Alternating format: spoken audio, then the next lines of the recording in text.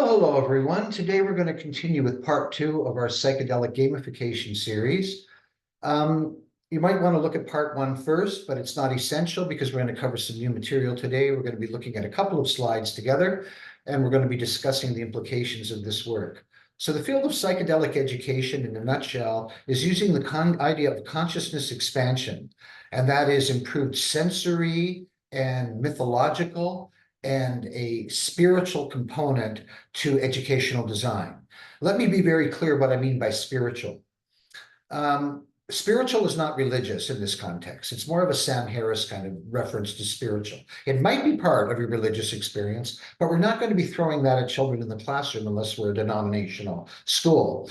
In generally, what we want to build is what we would call a meta-simulation, metanoic design. That's a lot of language, and this comes out of our work, collaborative work with Baycrest Health Sciences and Dr. Raquel Meyer, who has been my colleague for over a decade, designing games that are being distributed by the Ontario government for the advanced training of long-term care and frail elderly.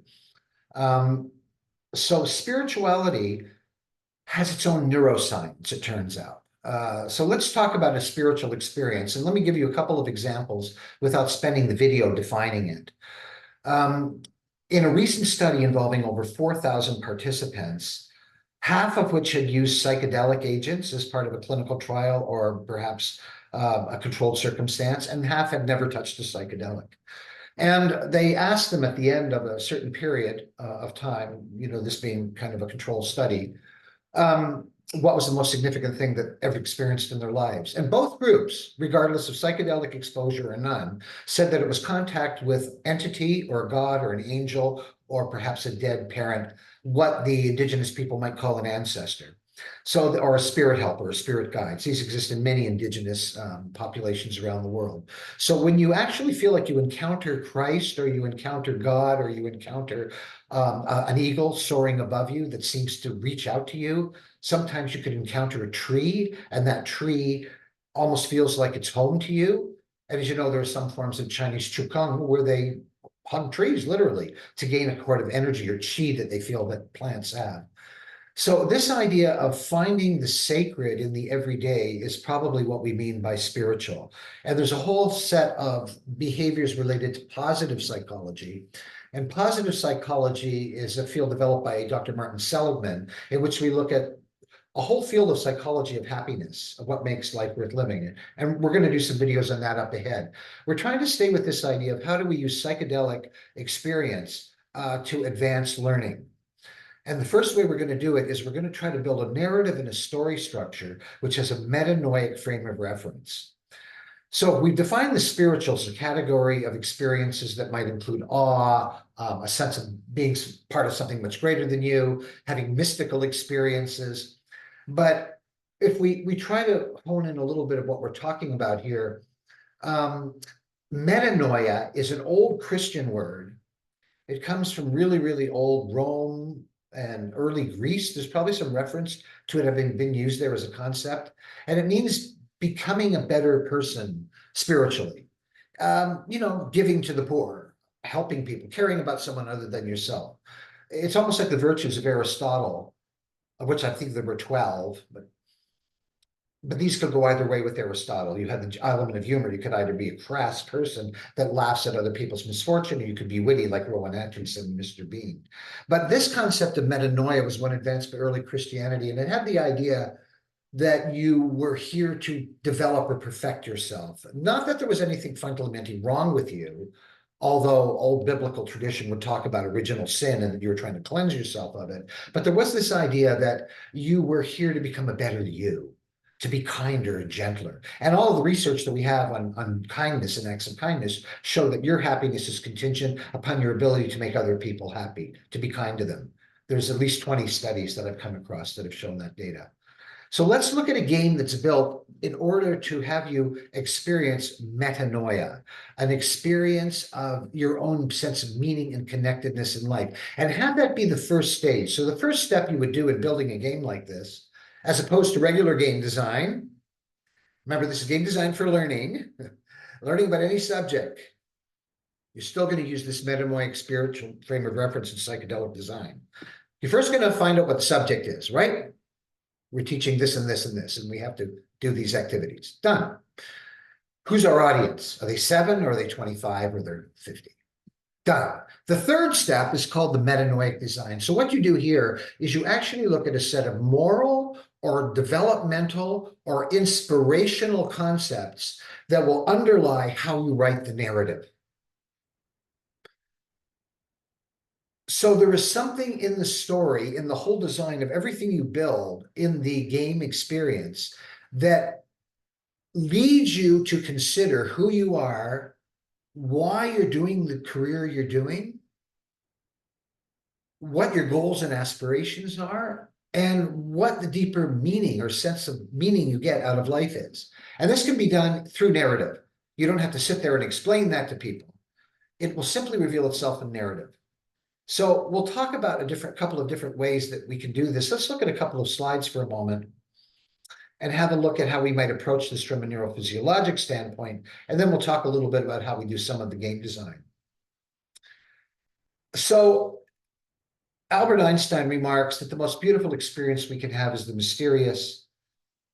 And so this idea of mystery, of there being something beyond the world that we know, something beyond the perceptions that we have and reality that we have, is mystical in itself. And a lot of this is mediated, our sense of the spiritual. It appears by serotonin 5-HT. And you can see a map here of the brain, and you can see where the serotonergic pathways are.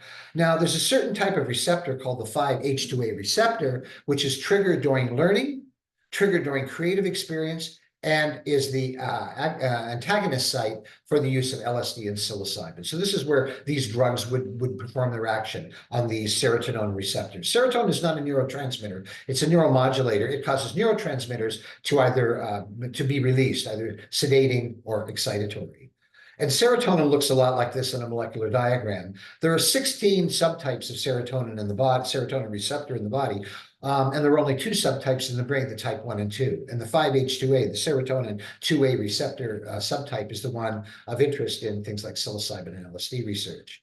So serotonin is very involved usually in the gut-brain axis and modulating digestive system. That's where most of the regulation is. So when people talk about increasing your serotonin, where are they increasing it? In your bowel, or are they increasing it in your brain? So you have to be a little careful when you start tossing neurotransmitters into design. But the key terms that we want to talk about today are the numinous element, vivency, immersive learning, contemplative pedagogy, and serotonin. So let's get back to that and get away from the slides a little bit, because again, I want to freestyle a bit of this based on all of our design experience over the past 20, 30 years using metanoic spiritual design. Now, the last thing I would say about that is once you've got the metanoic framework, once you know what the values and the morality or the appreciation for connectedness that you want in the game, then you go on to decide the game narrative, the theme, the art style, the evaluation system. You see what I'm doing? In psychedelic design, you're creating the emotional experience connected to the self first, and everything in the game is about that. So let me give you an example. In our game Carthage, the Carthage Chronicles, which has been in use for about 4 or 5 years now. It was funded, we had to build it from scratch over the years, but now, of course, it's funded by the Ontario government through a $2 million grant, training long-term care workers using it. So you go back into ancient Carthage to learn how to take care of the weak and elderly.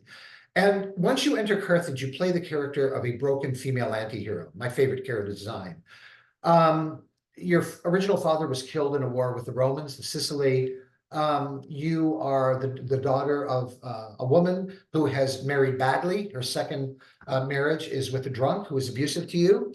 You have one good friend in the world, your BFF, and they live in Carthage with you. And you go through a series of experiences by choosing your own adventure.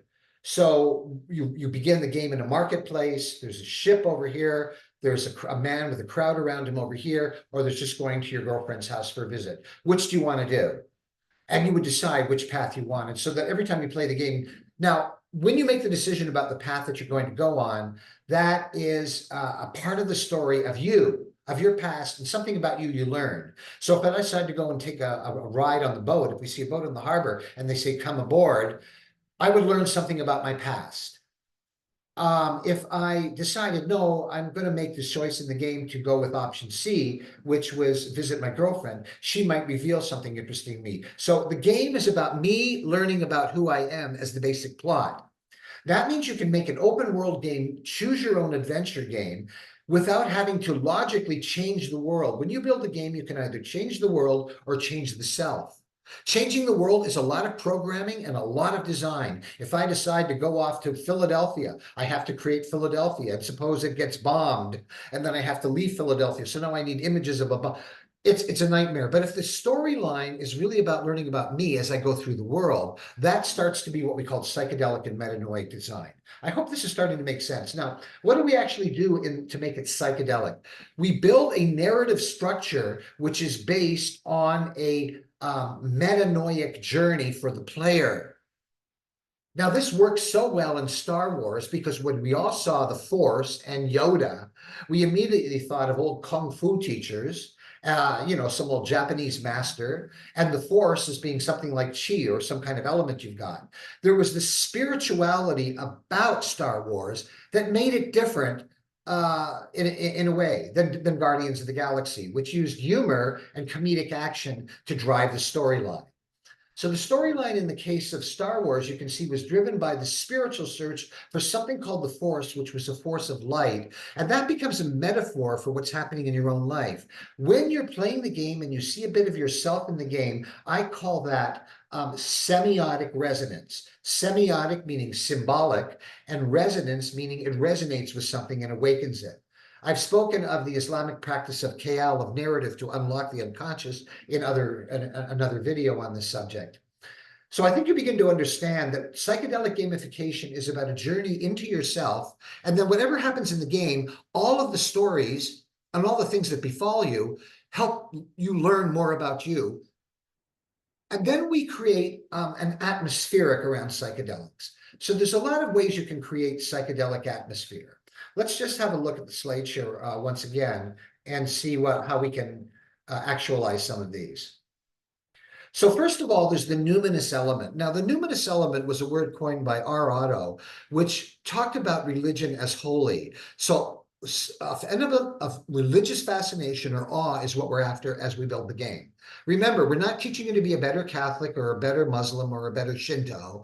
We're using the concepts that are found in almost all real-world religions, but more importantly, located within mythologies.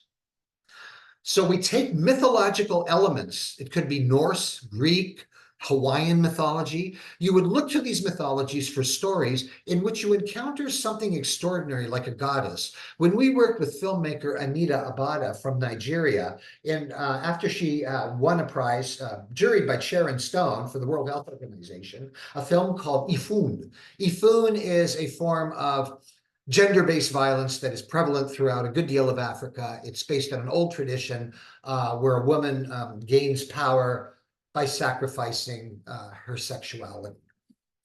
So we wanted to build a game that would follow the film so that you can learn more about what to do about it.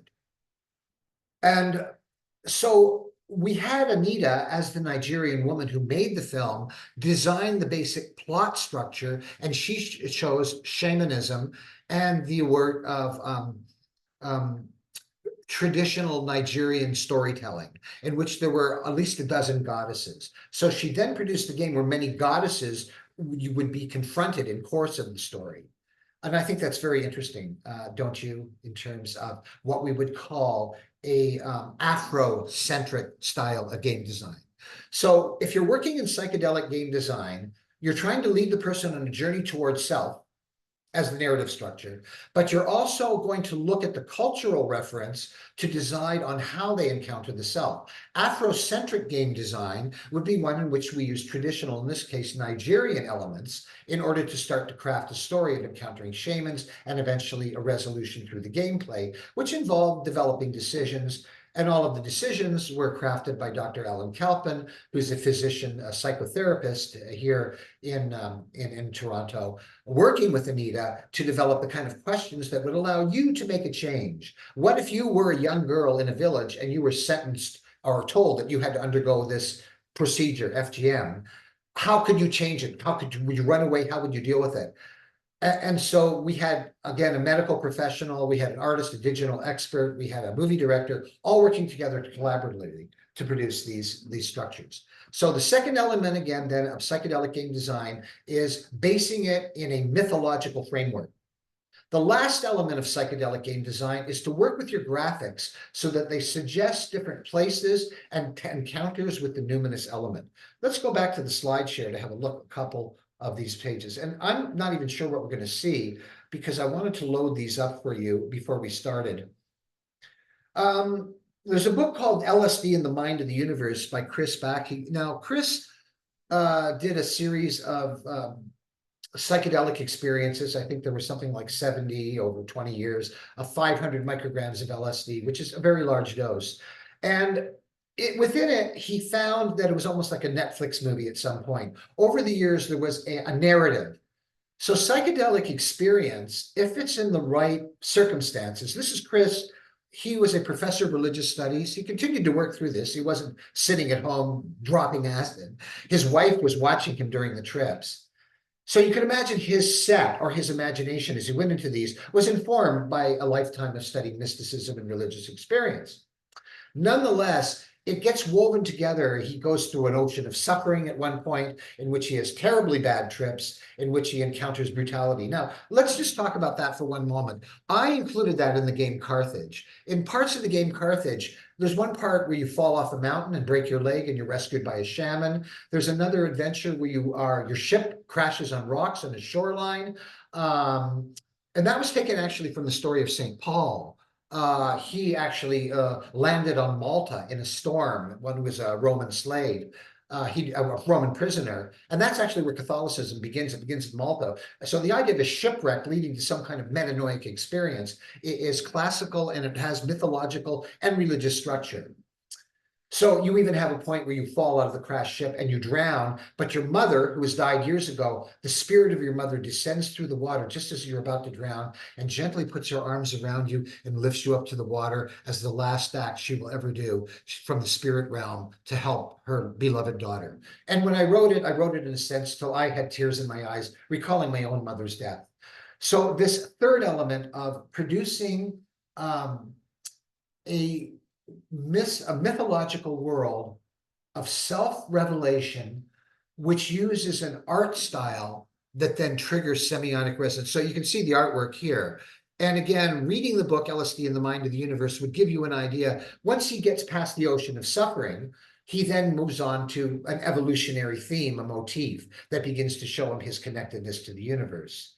So again, if we're going to work in this medium, the aim of the game, and again, this is for children from nursery school on up to PhD. Psychedelic gamification does not involve references to LSD or psilocybin. It can involve a metanoic conversion, and that's one thing we want to talk about to just finish this off. A metanoic conversion is at the end of the game, you're a better person. I could reference many individuals who were very crude in their regular life, developed something like bowel cancer, had a slow fight and battle with the disease, but by the time they were at the end of the battle, even though they passed away, they had changed remarkably and had dedicated themselves to helping others. So we can be changed metanoically. Think about your game arc, your narrative arc, as producing a fundamental change in who you are, and you're beginning to build psychedelic gamification. David Chandra signing off. We'll cover more of this in a whole series. We'll talk a little more about the biology of psychedelics next time. Until then, keep the rubber to the road.